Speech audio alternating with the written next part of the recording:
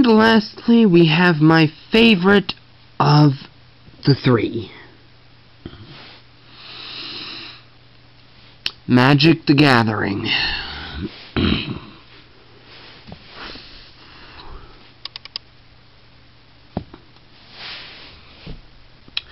Now, this game has a lot of variety in its cards.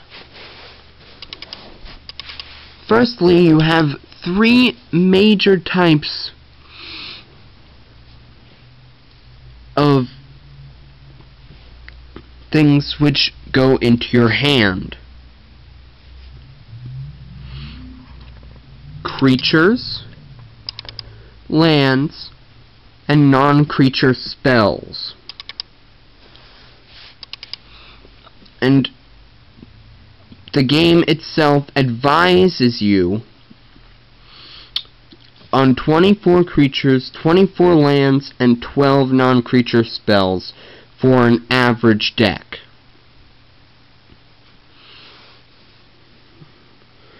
And that is itself a suggestion. But when you're doing the deck building process wisely, you have to consider that the lower the average mana cost, the less lands you require. Which actually brings me to my second piece of information about Magic the Gathering. The mana cost. See, Planeswalkers. The definition of a character who is a player of the game. Something neither of the other two have is a flat-out definition of who a player is. Pokemon calls you a Pokemon trainer. That is pretty average, but only with the video game.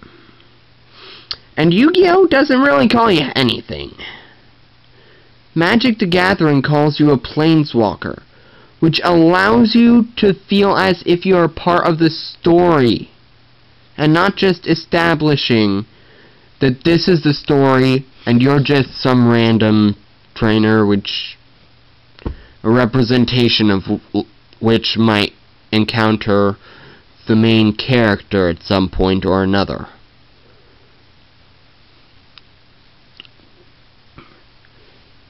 It's a positive influence not only to be part of a community who plays the game, but also to have the game acknowledge you as part of its own community.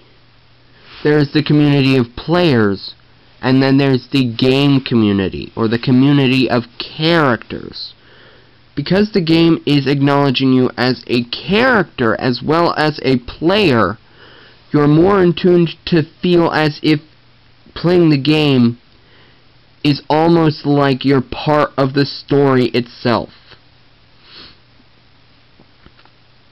And the story elements are not only inherent as flavor text on the cards, but there are also multiple planes upon which you can travel and journey and even play combat against other players. The game literally makes you feel as if you are part of it. Simply from that.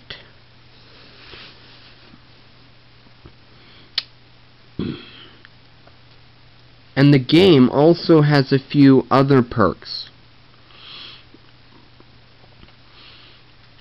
Firstly, you have the regular creatures, but you also have artifact creatures, lands and legendary lands. Creatures, legendary creatures,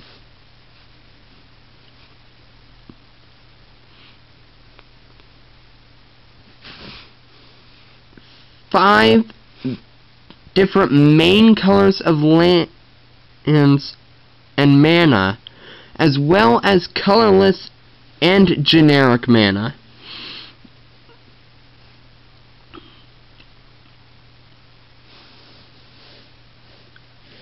And perfectly balanced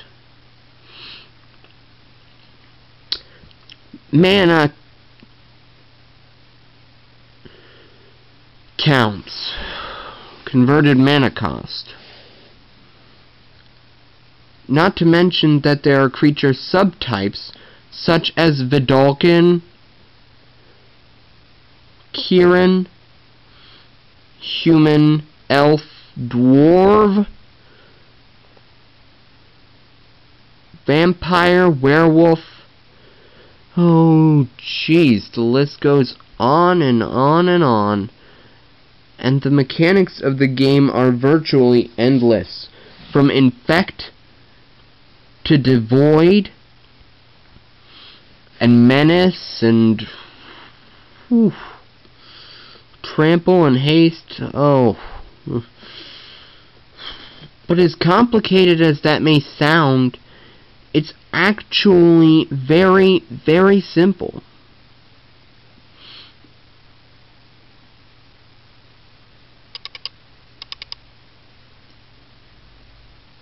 An 8-year-old could probably play this game, much like Pokemon TCG and Yu-Gi-Oh! TCG. But because some of the imagery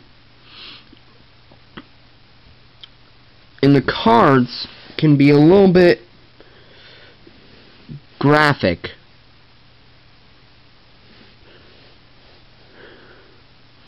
such as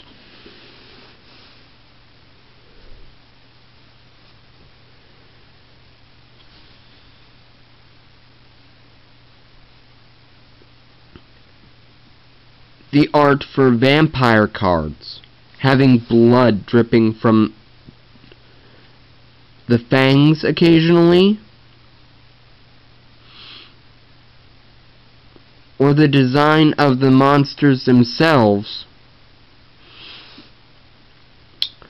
The game is recommended for ages 13 and older because the people who produce the game, Wizards of the Coast, they don't want the viewers of the game play and the players. They don't want to scar them. So they recommend 13 or older playing the game.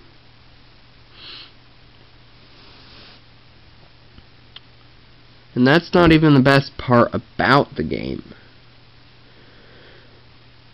With early Magic, there was a problem with the balancing of the abilities which cards had, and how easily they could get onto the field. Much like what Pokemon has in its trading card game. Seriously.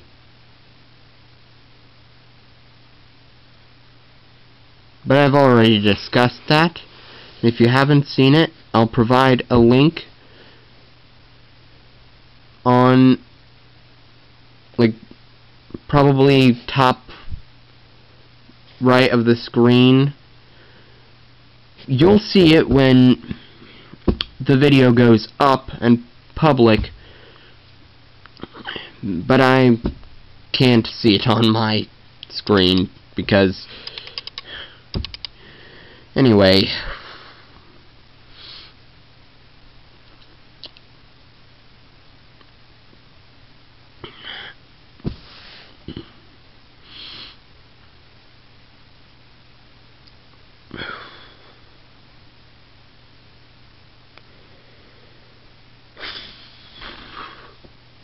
Magic is a great game.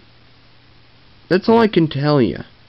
You have legendaries of both creatures, artifacts, and lands. You have summons from older Magic.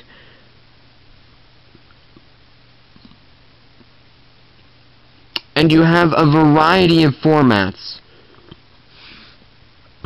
in which the game can be played. A variety of ways in which you can order your deck and the cards within. Something which the other two games might lack a bit.